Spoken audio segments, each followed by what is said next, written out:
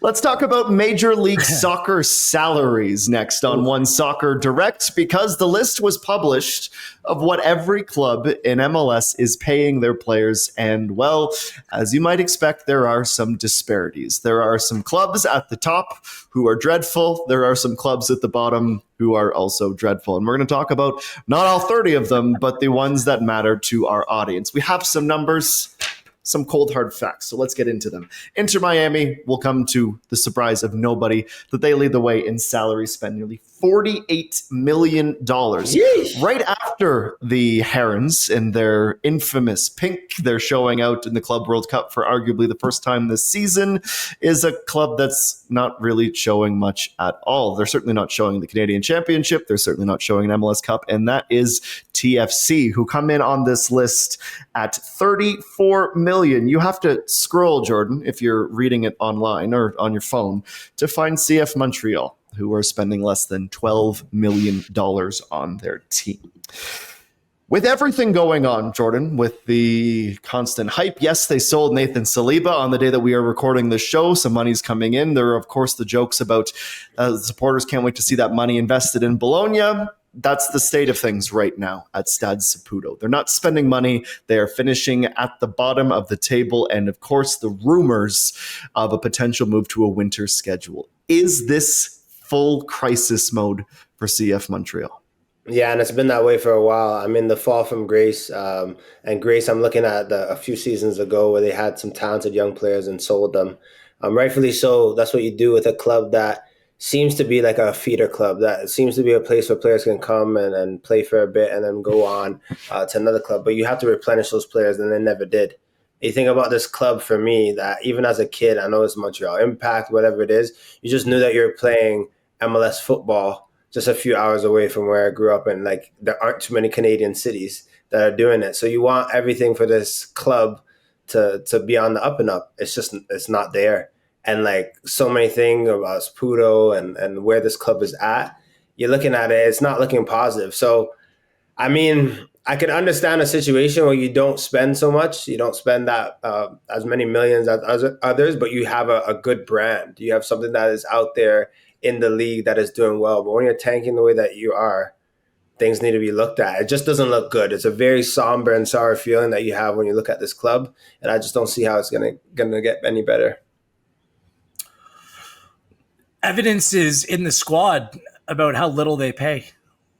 Where's the designated players? Where's the top talent that they once had? And this has been a recurring theme over recent seasons. So when a list like this comes out and you support CF Montreal, you're like, yeah, that's where we are, right at the bottom. I think the reality is very clear to those who support that club or want to support that club in that city.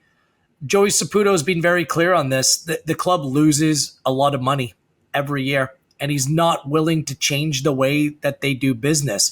I think that the way that they do business, I don't even want to call it Moneyball, but they're trying to develop talent, and they're trying to kind of create this pipeline where players come through and they all develop together, and hopefully the team can do some damage in the meantime, then they'll rebuild again.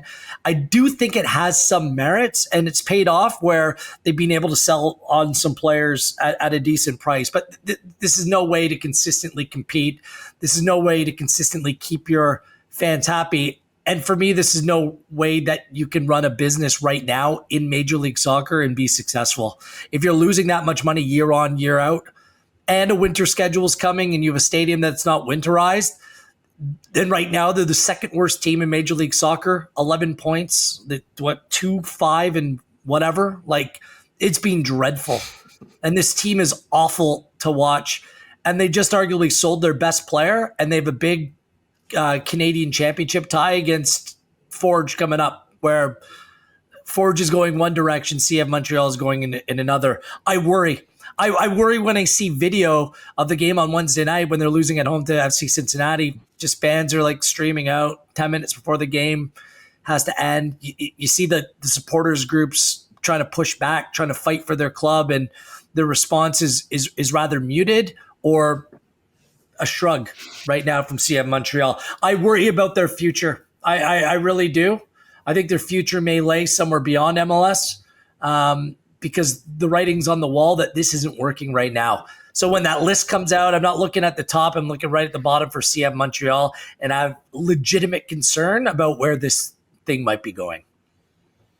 Pretty wild, too, to think just how recent that incredible team was with all the Canadian players, your Alistair Johnstons and Kamal Millers, etc., and how quickly it has plummeted and the feeling has really changed. Okay, Toronto FC is not going to escape the scathing thoughts from Gareth and Jordan Wilson as well. As mentioned, $34 million, the second highest payroll in Major League Soccer. I know I, for one, have been very happy with the lack of times I've had to ask about Lorenzo Insigne and Federico Bernardeschi on this program, on this network in the past few months. But anytime you talk about money, the Italians will come up.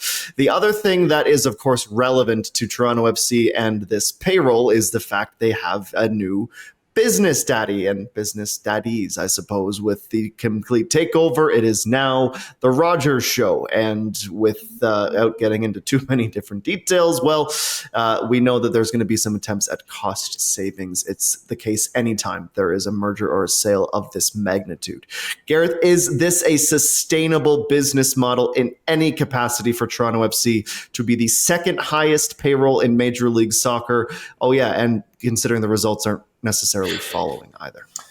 In this new world, I don't think it is. I mean, Maple Leaf Sports and Entertainment have done well amongst their properties, their entities, in order to spend a lot of money and make a lot of money on their investments. But it can only go on so long where you're losing upwards of $30-40 million a season and you want to swallow that pill. That's a difficult one, isn't it? And it seems like and sounds like the purse strings are being tightened at MLSE, especially pertaining to Toronto FC as well. So I think the days of doing business, handing out contracts like the one that they did to Insigne, the one that they did to Bernardeschi, which are basically anchors around their ankles, I think those days are just about done. I think the club will still spend. They'll spend on transfers. They'll spend on players to in order to keep a high level of play, but not to this level, not to this point. And I'm very curious to see what may happen this summer. I mean, I just continue to believe that a buyout is in Lorenzo Insigne's future, that they're just going to have to write a big check to make that issue go away in order to properly get this kick-started, build some momentum back, build some enthusiasm, and just get beyond this mistake. I wouldn't be surprised if this happened in the next few weeks, to be honest with you, which means essentially they're losing or spending more money on nothing. Money for nothing is a good song, but not a good business practice. So this is they're not the only team that spends a lot and gets very little in return. It's just magnified based upon who they've invested in. And look, they're in a position that over the next year or so that they'll be able to bring in new players and go through a little bit of a rebuild. I just think that it will be much more surgical in terms of their approach rather than the scattergun approach that kind of led to them being in this mess. You talk about scatter. Yeah, I do. I think also too, spending money should equal success. I know it doesn't always, but you can't do a big splash like this and then continue to do that, because fool me once is like shame on you, fool me twice. You can't do this with Insigne and the big money that you spent and the little productivity, but you also, as Wheels mentioned, have an anchor. That's what it feels like. You're looking up, does anyone want him? Do you want him at a good price? Like, that is how it's been. You have a guy signed to your club that is making M's, a lot more money than we'll ever see, and he's not giving that productivity. So I think what will happen moving forward for TFC, obviously Wheels knows this far better than me, but I just look at this club and I'm like, can you buy very good players at a decent price as opposed to just going for two big cash cows? Like, make sure that your team is balanced. And I think a lot has happened before in previous seasons that allow the situation to be what it is for TFC now. But moving forward, when you can, buy people that could actually be there and buy a balanced team. The days of like one or two superstars, it's not basketball. It's not a sport where you think that, oh, I'm going to have a major guy playing a certain spot and be given all this million and think that they're going to go and perform. I just don't think it works like that in the game of football. Well, sometimes numbers can be incredibly unless you're Messi. To most. Yeah. Messi's a perfect example. Like, look, for Inter Miami, this is a business proposition, and they're getting like arguably the greatest player of all time. Like, that's different than Lorenzo Insigne and what it costs to bring him over. I do think that TFC will still be in the market to pay transfer fees to go out and sign like some really good players. But the way that this has gone down and the salaries that they command, I think that will be different. You can spend money to bring in players and not spend that much in order to have them sign on the dotted line. They're two very different things.